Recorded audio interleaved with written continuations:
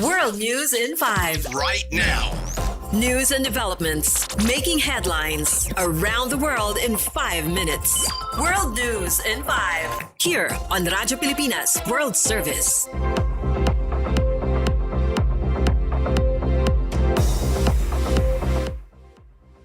Good day, I am Peñano with today's World News in 5. U.S. President Donald Trump said the United States does not need a new agreement with Iran to secure its stockpile of enriched uranium, claiming Washington could obtain it if it chose to. Speaking at the White House, Trump said the material is effectively entombed and poses no immediate concern. Trump also said he has no current plans to meet Iran's Supreme Leader Mojtaba Khamenei. However, he left open the possibility of a meeting if negotiations between Washington and Tehran produce an agreement, saying he would approach such a meeting respectfully. The remarks come as diplomatic efforts continue to seek a broader deal addressing Iran's nuclear activities and regional tensions.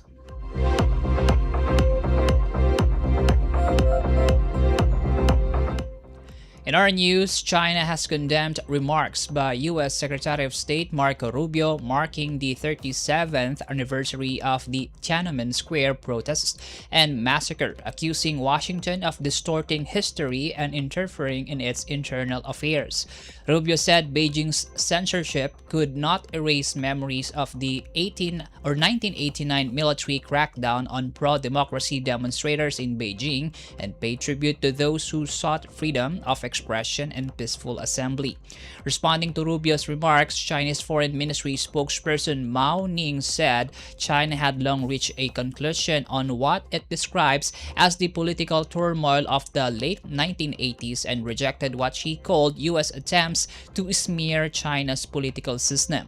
Meanwhile, Taiwan President Lai Ching-te urged Beijing to acknowledge the events of June 4, 1989, saying China should face the truth, heal historical wounds, and pursue reconciliation and dialogue. The anniversary was also marked by commemorations overseas. In Taipei, dozens attended a candlelight vigil, while in Hong Kong, authorities maintained a heavy police presence around Victoria Park, where large annual memorial gatherings were once held before restrictions imposed under the national security law. The 1989 crackdown remains one of the most politically sensitive events in China, where public discussion and official commemorations of the incident are heavily restricted.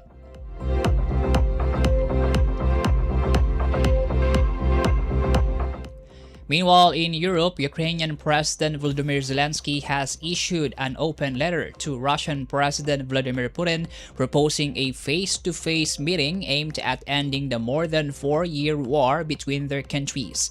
In the letter, Zelensky called for a full ceasefire during negotiations and said diplomacy should begin at the front lines. He suggested that a summit could be hosted by countries such as Switzerland, Turkey, or nations in the Arab world.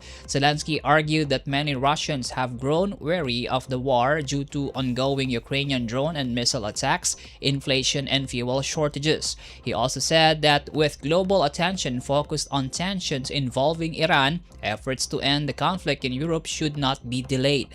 The Ukrainian leader warned that if Russia chooses not to pursue a negotiated settlement, Ukraine is prepared to continue fighting. He added that prolonged conflict could eventually create political pressure within Russia itself. The Kremlin confirmed it had received the letter and said Putin would be briefed on its contents, but offered no immediate response to the proposal for direct talks.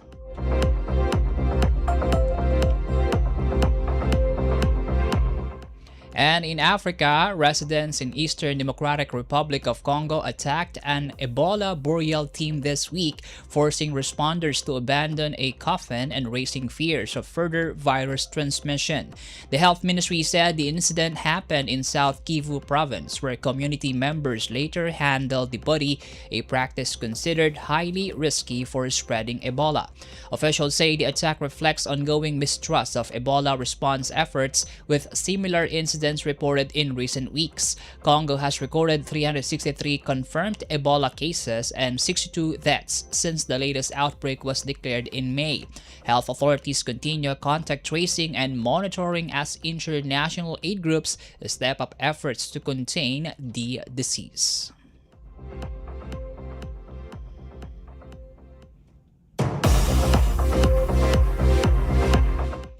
And that concludes today's edition of World News in 5. For Radyo Pilipinas World Service, I am Win Peñano. Good day. World News in 5. Right now. News and developments making headlines around the world in 5 minutes. World News in 5. Here on Radyo Pilipinas World Service.